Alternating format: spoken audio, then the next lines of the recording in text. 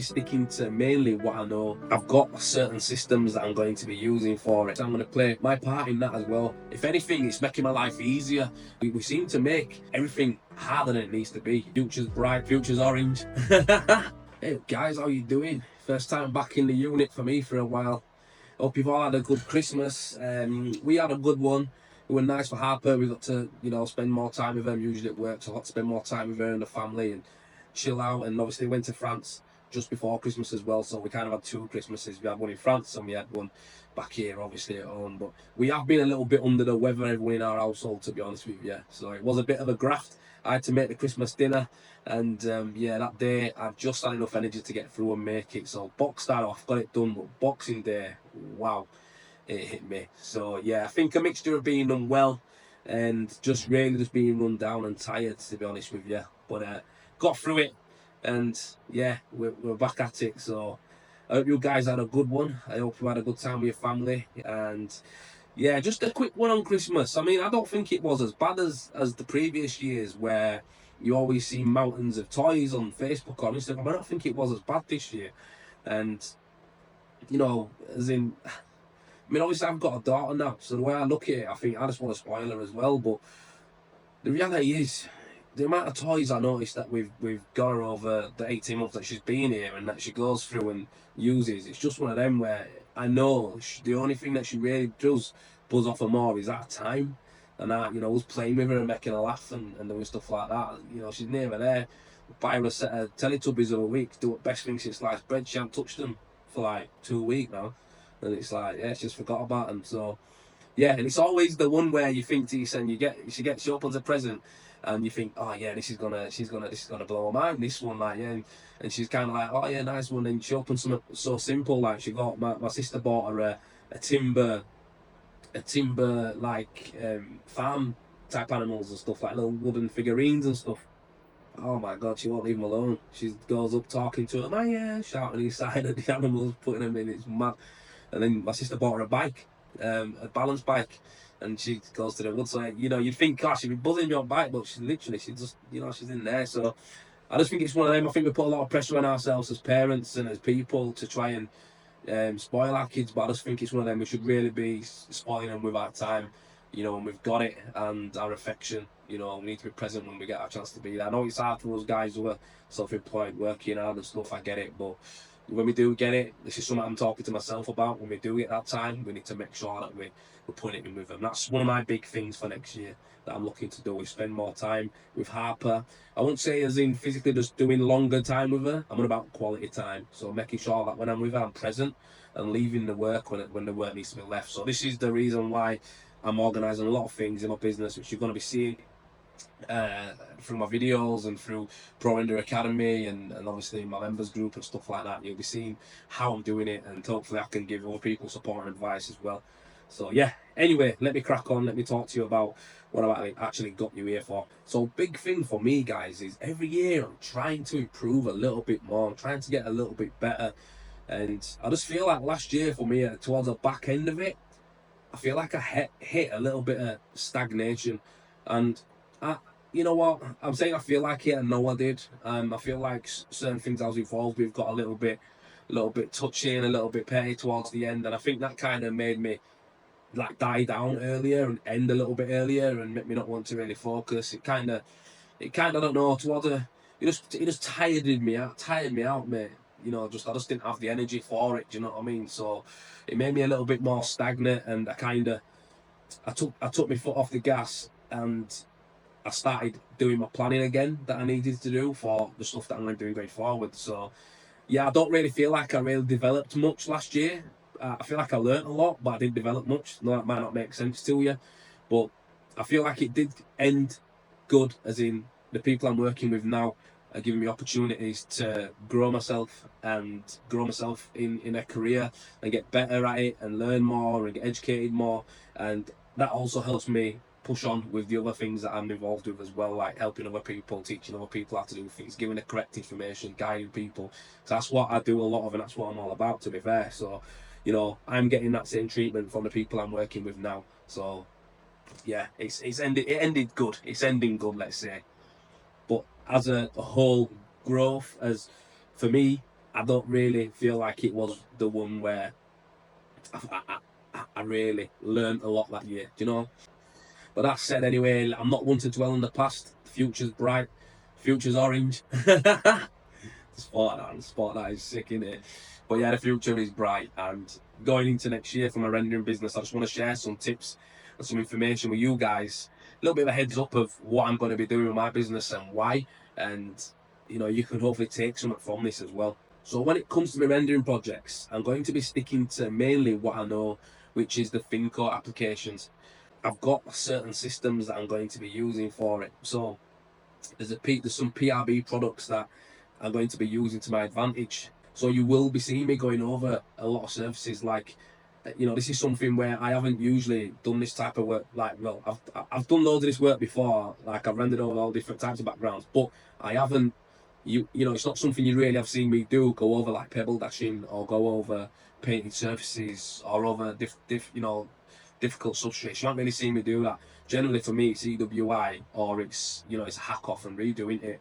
So, but the products I'm going to be using from PRB are allowing me to, as long as the backgrounds are sound of good nature and sound that they can take a thin layer over the top. The products that I'm going to be using, I can actually go straight over the top. This means that I'm going to be saving money, like I say, for the customer, saving expenses for me, but I'm going to be turning out quicker, better, easier jobs for by using the certain renders. So I'm going to be using a lot of Rendermore.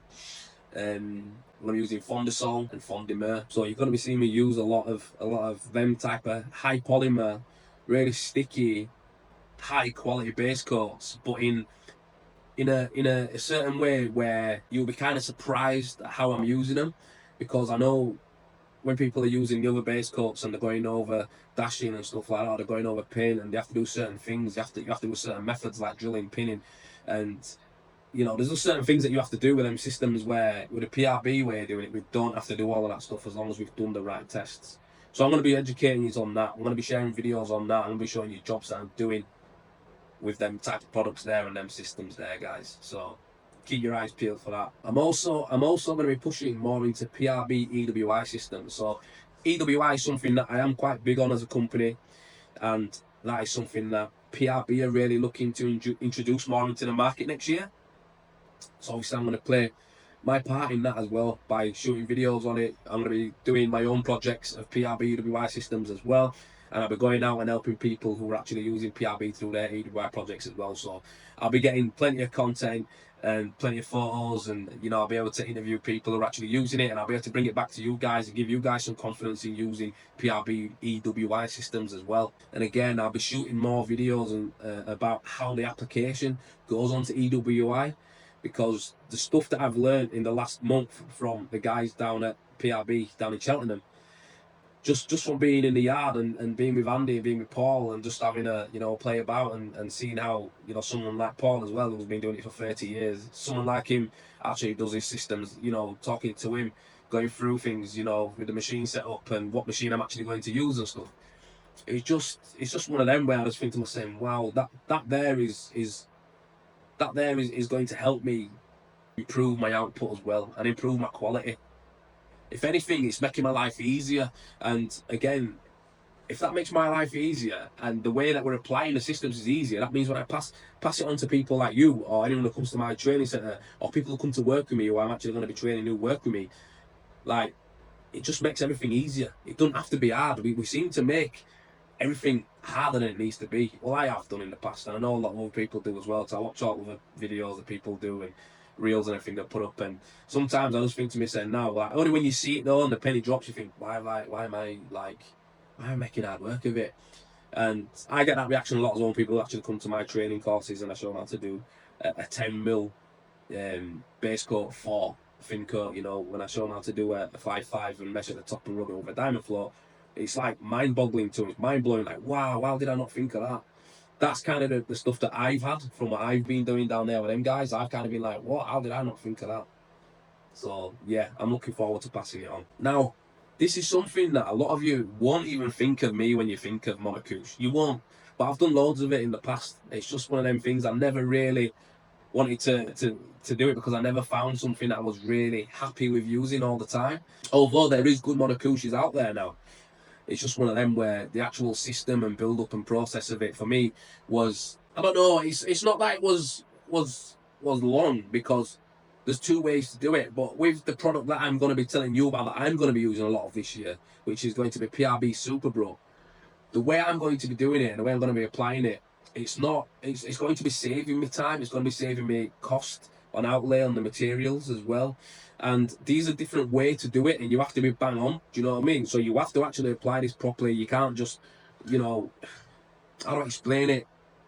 Like a standard monocule system, people, if they're gonna hack off, what you will do is you'll hack off, and then you'll clean the, well, to be fair, I'm saying clean, a lot of people don't clean it down, but people hack off the house back to red brick, whatever like that. So batter it, whatever you need to do, take it off with a breaker, douse it down with a bit of water, and then they'll put 15mm bead. Some people put a 10mm bead, or even they don't even do that. What they might do is they'll literally put a scratch coat over it all, so by hand, mix up, handball it all on, tight coat, base coat, put the mesh into that, yeah, and then stick a 10mm bead over the top, and then they'll spray, if they've got a machine, or they'll handball out to about 11 or 12mm, and then scratch back. That's generally what people do on a re-render when they hack one off. That's what you do, that's what I, used to do, and it's common, that's what it is. And listen, with the Super Brew system, this is a quick breakdown of it. Obviously, I'm going to be shooting my own projects doing it. I'm going to be shooting content, obviously, in the yard. I'm going to be training people how to do it. But this is basically how it goes. You hack off a property. Now, listen, if we take off a red brick property and it's red brick everywhere, or maybe there's a bit of block or whatever like that, but reality is it's all been hacked off and there's nothing there that's like, a bit of paint or a bit of none of that, guys. It's just a standard knockoff, and that's what we're going to be putting back on. As long as the knockoff's done and everything's sound and sweet on there, all we have to do for the Super Brook system is put on Acrofix putty. That's all we need to do. So that is PRB Acrofix putty, and you spray it on, or you can use a brush or a roller, whatever you want. But I'm going to be using a handheld hopper, and I'm going to spray it on. So you give it all a good coat everywhere. Spray all the bricks, get it in all the nuts and crannies, everything like that. And what this does, it stabilises the surface, and it helps to manage the suction of the Super Brook when it goes on, and it helps it adhere as well. So you coat your full house in Acrofix putty, okay, and then put your beads on using the Super Bro. Again, I always now use a full bed of base coat. Well, in this case it'd be Super Bro, to stick my beads on now, and I've done it for the last couple of years. It's a full bed, so I'm on about a full bed going down the full bead, and put the beads in, sponge them right back properly so that it's just there and the solid, and it's only the bead that's showing. So you need to do that, bead up everything, take the windows up like you would. So what we'll do after we've done the beading up, the beads will be a 12mm bead, right? Now, once you know and I know, once you've re-beaded a hack off, if you're an experienced render, you'll know anyway that it's the walls aren't going to be absolutely perfect. So you might be 13mm in places, you might be 15mm in places when you've actually got your bead on and stuff. Getting it level is what it is. But what we do then is, once we've got the beading on, the Super Bro first pass acts as the key coat basically. So if we've got to go on minimum of 12mm really, that's where we want to be at. So we spray on 5 or 6mm. Yeah, we get a rule, give it all a nice rule up, and that, get some nice lines in there. And this is the only reason why we really need to do that, is because we want to create a little bit of, air it out a bit, but also we want to create something for us to push the mesh into. So we do 5 or 6mm spray, rule it a little bit, get the mesh, stick the mesh into there, and then we spray out again, and we come over at 12mm beads. Yeah, so we're coming over like 13mm. Get it out, rule it up, close it, leave it, come back next day, I bar it back. Now, the whole point of this is I know if you've got a lazy team, guys, and you have got guys who are good on the trowel and they're not thinking properly, this could be, you could get caught out if you're not doing it properly. So this is where I'm going to be pushing big time to show you guys that you need to make sure that you're doing things right. One thing I'm not looking to do going forward, and it's not something I've ever really done anyway, but it's more hitting home with stuff that I've learned over the last few months, is that there's no point in cutting corners. You're only getting away with it until it comes back and bites you in the ass. Now, don't get me wrong, if you've got someone lays on the trowel and they don't put the mesh in and they haven't ruled it to 6 mil and they haven't put the mesh in and it's sitting nice, if it's bubbling up the mesh and you put your next layer on and you bar it back, I mean, you've still got 6-7 mil there to play with. But what I'm saying is you need to be on it and make sure that your team is doing things properly. But you get it out to, like I said, 12-13 mil, bar it back. Next day, you've got a lovely finished wall. So you've got your base coat, your mesh, and your top coat all in one pass. This monocouche is one layer. That's what it is, wet on wet, with a mesh embedded in the middle, halfway as well. So when you usually do a hack off and re-render, you've got to think, man, your mesh is on the base coat that's so far back, and you've done 10 mil. The strength of the mesh is the higher up is to the surface. Now they like to put it in the above 60-70% higher up, so in the top 30-40% is where the mesh really needs to be. So doing super up this way, binding the first layer and the second layer together with the mesh in there, it's just making it strong. So yeah, and it saves you money as a cost of the system. It saves you money, so you don't have to use a super expensive base coat just as your key coat onto the brickwork, and then go and build out your monocouche again. And guys are doing 10 mil mono over that type of base coat. You know what I mean? So you're saving money. It's more cost effective. And like I say, I'm only saying about the part where you could go through to the mesh is because I've had people work for me before who were lazy like that. They won't think about stuff like that. Like they don't think, oh well, the mesh is bubbling a bit, and it's nah, man. Get that mesh in there, nice and neat. Get it in nice and tight. Trowel it over and put a key in there. We spray it again, and we make sure we're way over. But that's something I'm going to talk about in a video properly, guys. That's not something that I'm going to go into now. But I'm just letting you know that's the system I'm going to be using on a lot of re-renders. Again, it's cost effective, and this is only because the house might be battered and it needs to come off. Do you know, if it needs to come off, there's two options. It's EWI over the top, which a lot of people, well, no, if it needs to come off and it's absolutely shot, it needs to come off, doesn't it? But I think if it renders cracked and it's stable and stuff, you can EWI over the top of it, you can even do think over top of it. But I understand certain people, a lot of builders, when they're doing projects now, they are pricing up for monocouche extensions, and then the customer wants the house doing in monocouche to match, so then they have to take it off the order. So I understand that. So that's why I'm looking to do a lot of more of Superbrook monocouche system. And yeah, I mean, obviously, guys, I'm working with PRB now as an application specialist, and I'm buzzing because I get to educate people and help people get better in their projects, but I also get to learn from my own business as well. And already what I have learned is that the cost effectiveness of the products that I'm going to be using is going to actually make me more competitive. Last year in Leeds, I got undercut by a lot on certain jobs, £5,000 on some jobs, and I know that the way that I'm going to be using my products now, and the products I'm actually going to be using, I'm not saying that I could pull back £5,000, because I actually do believe a lot of the people who are charging these type of prices they just don't know what they're doing, and they're probably losing money on it, to be fair.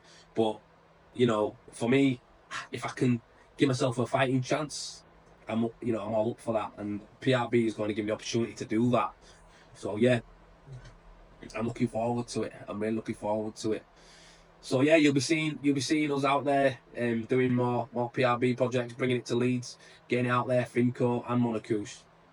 So yeah, man, like I say, I'm an application specialist for PRB, and the advantage of this, guys, for you, if you're watching the stuff I actually do, is I'm going to show you how to be more efficient and install better products and easier systems without cutting any corners. So usually, to be more competitive, a lot of people, they start skipping stuff and cutting stuff out, don't they? With PRB, you're not going to have to do that.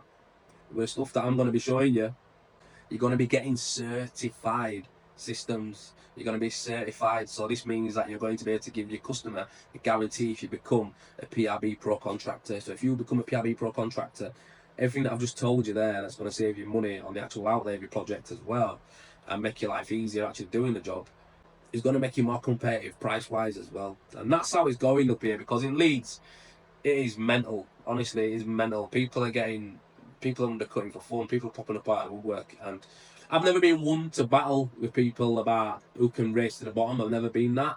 But if I can be more competitive price-wise, I'm going to, try and do that as well. So yeah, that's what I'm looking to do. So guys, keep following, man. Keep checking back in. Go onto my group, Pro Render Academy Hub, and obviously TikTok, YouTube. If you just type in Rendervate, Joel, whatever, I come up. And like I say, I'm going to be supporting all my people out there who are currently using PRB, people who are interested in using PRB. I'm your application specialist in Leeds and north of England. So I'm going to be looking forward to working with a lot of you guys next year and helping you out. Obviously, I've also got Pro Render Academy in Leeds, where I actually show people hands-on working with the products and the systems. I do Monocouche, I do Finco, I do EWI.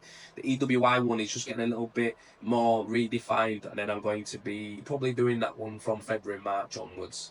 But I want to make sure that everything's perfect there for everybody. But yeah, I'm going to be showing the EWI as well. And we're also going to be getting some longer courses, some 3 or 4 days for people who actually want to come over, stop over, and really have an in-depth, an in-depth course really, where we can render a little house.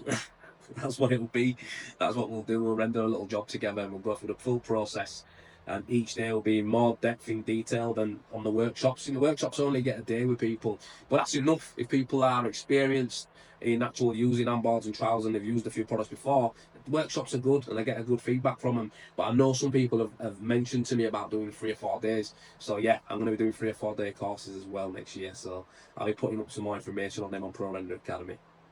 So in a nutshell, I'm just going to be leveling up next year. I'm going to be leveling up my products. I'm going to be leveling up my machines. Going to be leveling up my systems. Leveling up everything that I'm going to be part of. I'm just going to be attacking everything with a positive mindset, and just everything's planned out. Everything just needs to get executed. So that's what we need to do. And like I say, you guys, if you are interested and you want some positivity and you want to, you want someone who's going to support you and give you, the insight and the input that you need and the support that you need, join my Facebook group. It's free, totally free. And my members group is going to be free soon as well. Obviously, there's going to be stuff on there that is going to be chargeable, but as a community, it's going to be free as well. So I'll release more information on that shortly. But listen, if I don't speak to you, I don't see you, being a bit quiet over Christmas, like I say, being ill and that, but have a good new year. And I just hope that 2025 can be a good one for you, prosperous one for you, and stress-free. Let's have a stress-free one. Let's get into it and enjoy it and just be like, just make ourselves better.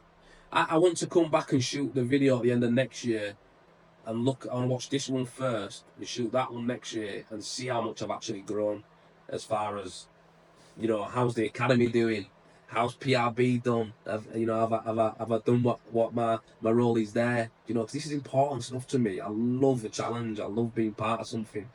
I want to see how far forward we've come. Rendervate as a company, has it done better? Have we managed to, my goal next year is not to just do loads of jobs. My goal is to be more efficient and make more money from doing, more profit from doing less work, really. That's what it's about. I don't want every job, and you shouldn't want every job. You should want to make as much profit as you can off the jobs you do.